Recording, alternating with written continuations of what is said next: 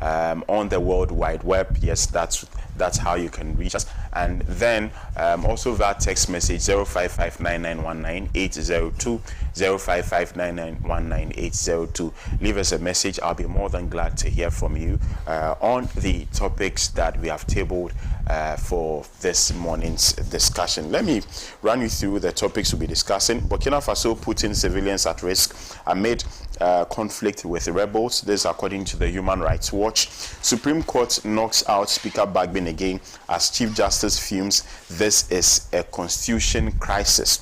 Dumso attributed to government's indebtedness to energy sector, Benjamin Insian, and this story is captured by the business analyst. And then Iran says US emboldens Israel to commit war crimes. This is one of the stories on the front page of the Inside newspaper, which you can get at any newspaper stand for just 4 Ghana cedis, or visit the InsideNewsOnline.com. This particular story is there. You can read it as well as other stories. I've been joined this morning by Ambassador Sampiale. He is the president of the NDC's Professionals Forum.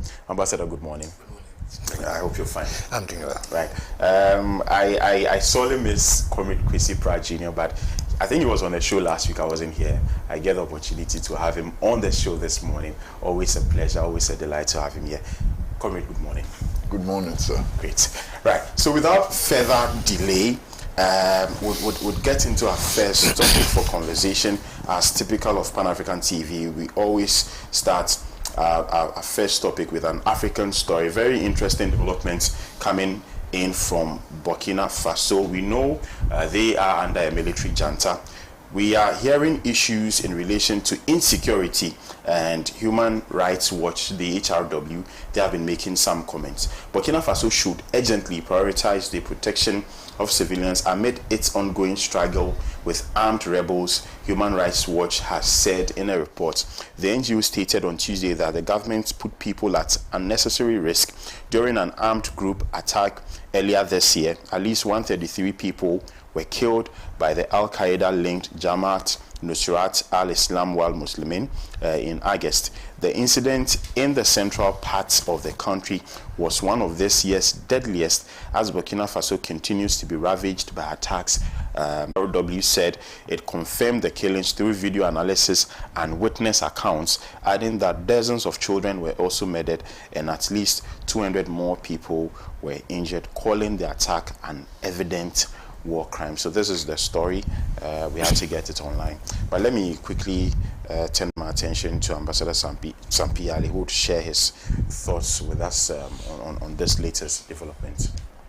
Let me say good morning to you. I'm so excited to see my brother Kwesi back to the studios, the area he likes so much to be in the media. Kwesi, you are so welcome. God bless you, and God bless all those who take care of you to be here for us. Bless. Honestly, I don't understand the story. That the Burkinabe government now is the group that is putting the civilians at risk. When the attack was from those who have been fighting the government. Do you understand my question? For the past two years, outsiders like us have seen major improvement in the lives of Burkinabes in terms of agriculture and others. You see them. Last time we discussed their top program here.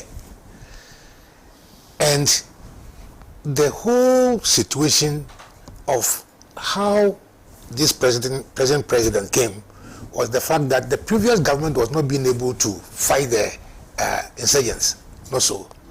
Now he comes in and start rebuilding Burkina Faso. And like what happened to Sankara, which cannot directly happen to him now, they are fighting him from all angles, including the human rights, whatever group they are writing this. You see, we have had enough of the tricks of the West. We Africans have had enough of the tricks of the West. Was the government the group that killed those people? They asked them to build trenches so that they can protect themselves. isn't it? But when the people came and saw them in the train, they opened fire at them. What has the government done to put the civilians at risk? See, the arms of France, the double arms of France, should be cut from Burkina Faso and all other African countries under imperial rule. I believe that the people of Burkina Faso deserve better. We have our natural resources, and it's directly controlled by France, as if they own it. Everything they do must have approval from France. So this young man comes and says, no way, no more of that. We can't take any more of that. And that is his African crime. You remember it happened to Thomas Sankara and all other good African country leaders who would have emancipated the continent, like Patrice Lumumba, Osagyefo, Kwame Nkrumah. So I am not, I am not alarmed to read this, because I know as long as the imperial hands are on Africa, they will try to do what they are doing. Who formed Al-Qaeda? Who formed Al-Qaeda? Who developed Osama bin Laden? Who developed America? So now they have left them as loose cannons on Africa. But my fear is that Burkina is not too far from Ghana, right? And if you don't contain, if you don't help, Ghana should rather help Burkina Faso to stop that occurrences in Burkina Faso, rather than always running to America. Last time I saw the Minister of Finance, Interior, and Defense, go to America, talking about the insurgents at the top of Ghana. Why? The president has done that. And the president has done that. Yeah. What country can run such a reckless foreign policy? You have an African country in trouble. You are in the ECOWAS. What you could have done simply was to find ways and means of solving the problem there, isn't it? But then you rather stand somewhere, the president's throwing stones at Burkina Faso, ministers throwing stones at Burkina Faso, when they don't need visa to walk down to your country. Do you think it's for nothing that the Burkina crisis cannot be solved? Do you think so? I think that the Burkina crisis have gone beyond the chieftaincy crisis. We are now under a terrorist attack, a terrorist threat. With addition that these terrorists, when they come through, they can now have easy source of money through the Galamsey. Right, Ghana is on a time bomb of insecurity, and we better watch out. I do not think that it is the government who is putting the civilians of Burkina Faso at risk, not at all. It is rather the Human Rights Watch and their accomplices in the West that are putting the people of Burkina Faso and all African countries at risk. Right. Thank you so much. Thank you so much, Mr. Sambiali. Kwame Pratt.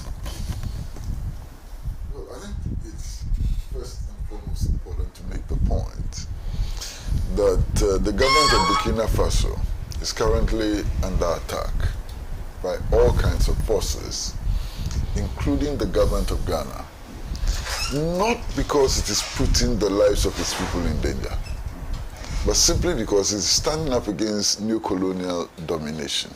And that must be as clear as possible. I mean, this report issued by Human Rights Watch does not make any sense at all. Now, before the current government assumed office, these Islamic insurgents, or so-called Islamic insurgents, had captured close to 60% of the land territory of Burkina Faso. They were killing civilians. They were attacking villages, burning villages, killing government troops and so on. So what the Burkinabe government is doing now is to launch a counter-offensive in order to reclaim Burkinabe land, in order to establish the people's sovereignty over their own territory.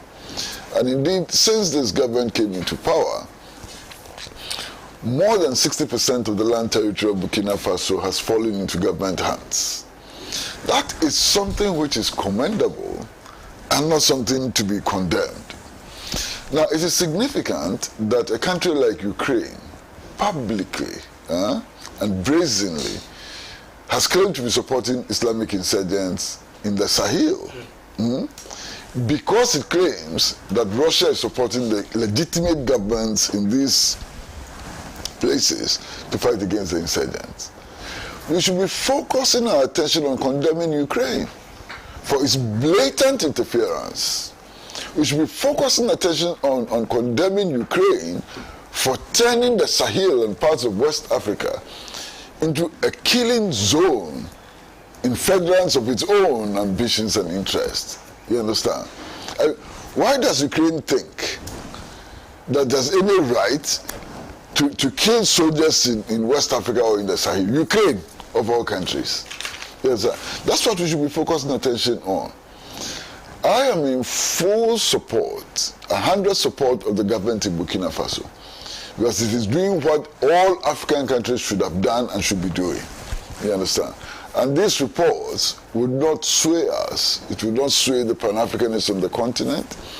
It would not sway the anti-imperialist forces on the continent, from supporting the pursuit of the legitimate aspirations of the people of Burkina Faso. Human rights sometimes that's some very good work and so on. But on this question, I think they've lost it completely. Human Rights Watch should be condemning the government of Ghana for seeking the assistance of the United States of America to intervene in Burkina Faso. That is what we should be condemning. Human Rights Watch, if it's serious, should be condemning the U.S. for supplying all the weapons that is being used in the genocidal attacks in Syria, in Iraq, in Lebanon, in Gaza, and so on. That's what we should be concerned about. Human rights should be concerned about, the situation in which French troops are massing up in La Côte d'Ivoire, and the United States and other Western countries, NATO countries, are seeking to establish drone bases in La Côte d'Ivoire, in Benin and Ghana, for a senseless war against the popular forces in the region. That is what we should be attacking. Right, thank you very much. You two can share your thoughts with us. The text line 055-9919-802, 055-9919-802. Alternatively, though, we are streaming live on Facebook and on YouTube, so you can join us and leave your comments there. But let's proceed to our next topic for conversation. It's the banner headline of almost every newspaper this morning, what transpired in the Supreme Court yesterday. It is interesting how the anchor has captured the story. The Supreme Court, in a unanimous ruling yesterday, has thrown out Speaker of Parliament Alban Kingsford Sumana Bagbine's application challenging its injunction on the 4 parliamentary seats recently declared vacant. The Apex Court, after listening to various arguments of the parties in the matter, held that the application was without any merit and same is refused. Chief Justice Gertrude Arabai Saki Tokonu, who was presiding over the panel, also did not take it kindly with the Speaker's lawyer for what she sees as a delay of the court regarding the trial. The Chief Justice, who nearly lost her cool, wondered what is really happening to the country, considering the impact the standoff is having on the nation. In her words, the issue at hand has led to a constitutional crisis, as she questioned why the Speaker's lawyer, Thaddeus Sori, did not file his client's documents before the deadline, which was supposed to be yesterday, Wednesday, October 30, 2024. According to her, the issue before the judiciary is one of national emergency, hence the need for the legal counsel for the Speaker to be timely. This is a constitution crisis. We are living in a country where the parliament is not certain what is going on, she quizzed. It's a long story, but I think we all know this story and then what transpired in Parliament yesterday. Quickly, let me come to Ambassador Sampiale. What do you make of all these whole, happenings? If I was the Speaker's lawyer, I would have retorted that what is going on is a state hijack a state hijack instead of a constitutional crisis. You see, under this president, we have been forced to the brim of anything. Our water bodies have been polluted, our education is destroyed, economy destroyed, everything destroyed under this president.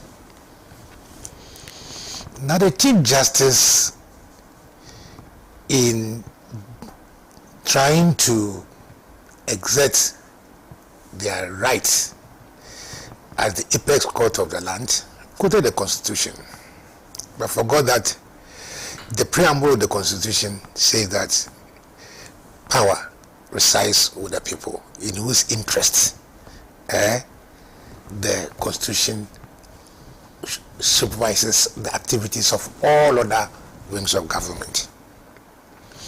This ruling they made, in whose interest was it? The situation in Parliament, who has created it? If the Speaker had made a ruling, and somebody says that I don't understand the Speaker's language of applying a certain constitutional provision and intentionally escalates that into a constitutional interpretation issue, I would have thought that the Speaker would have just said that this is a parliamentary issue. Go and use your processes to solve it. Especially when the same parliament, I mean parliament is parliament, have had a precedent set by the previous Speaker of Parliament, Mike Okwe. So if I were the Chief Justice, I would have said, go back and resolve the matter. Because the implication of what the Supreme Court has done is that anytime anybody disagrees with the Speaker,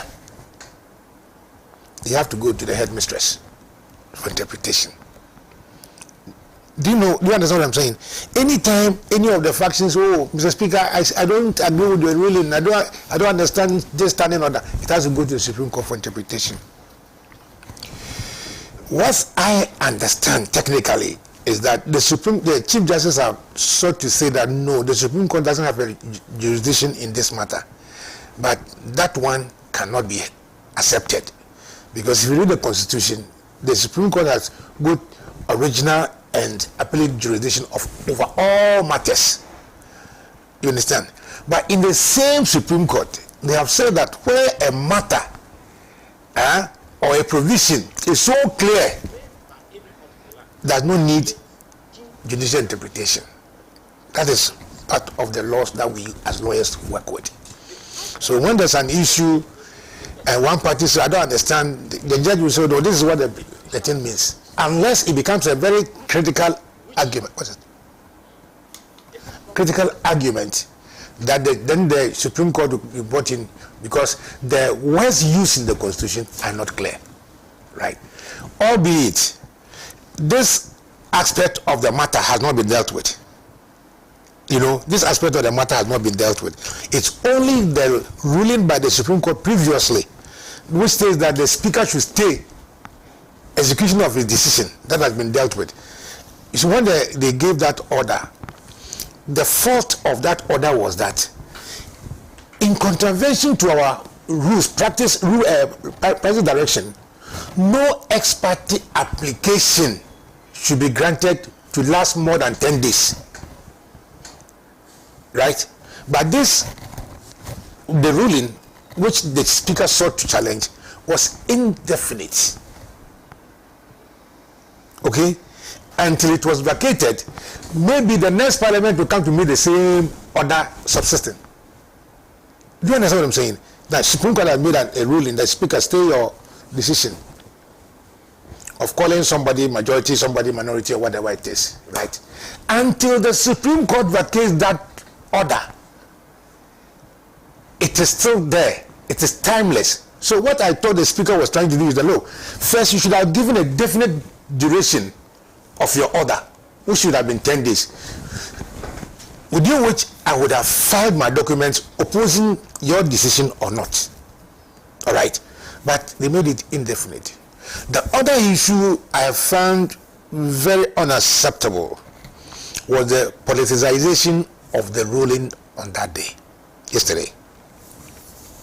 You know, the Speaker's lawyer had sought to get one of the Supreme Court judges to recluse himself, which is done in any lawyer who thinks that a judge or magistrate is directly or indirectly connected with the case is asked to recluse himself.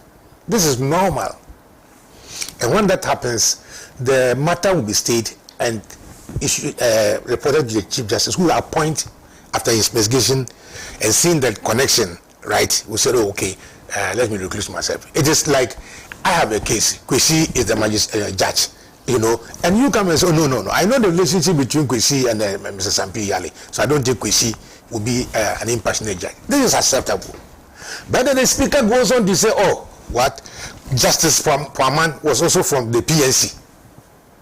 Was Justice Puaman in contention?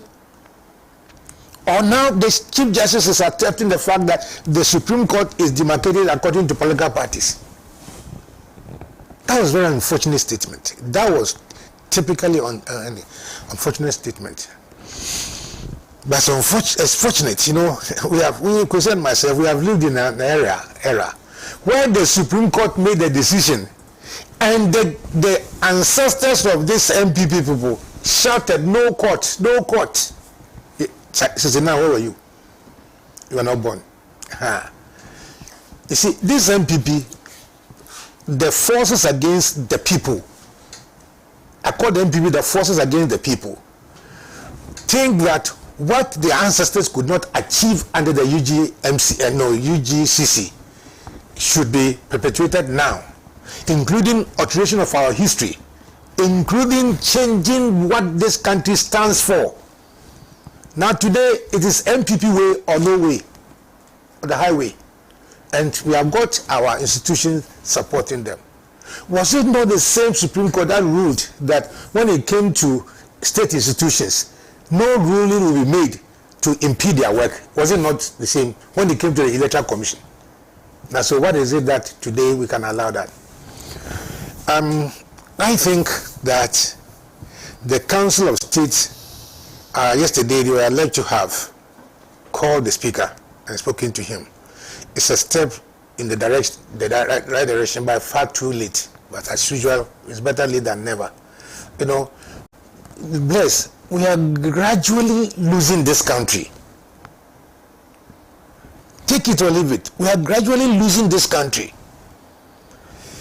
And the answer by the youth answer is the mass exodus. Have you noticed that there's a mass exodus of youth? In a country where you spend so much money to train your youth, and their answer is to migrate, you should be concerned, as a president, you should be concerned that why are my youth running away from this country? You think there's something wrong in this with the system. And then if you have respectable polls, that tells you that